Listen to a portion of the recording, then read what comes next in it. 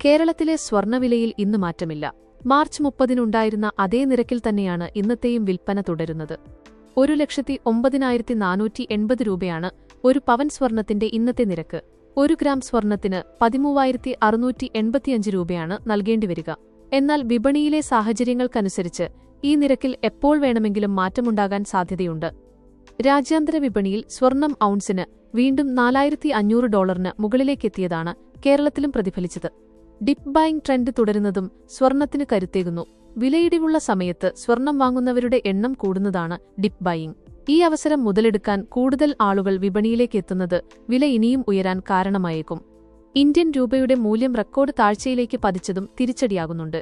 US ഡോളറിനെതിരെ രൂപയുടെ മൂല്യം 95.21 എന്ന നിലവാരത്തിലേക്ക് കൂപ്പുകുത്തി. യുദ്ധത്തിന്റെ പശ്ചാത്തലത്തിൽ വിദേശ നിക്ഷേപകർ ഇന്ത്യൻ ഓഹരികൾ വൻതോതിൽ വിറ്റഴിക്കുന്നതാണ് രൂപയുടെ മൂല്യം ഇടിയാൻ പ്രധാന കാരണം.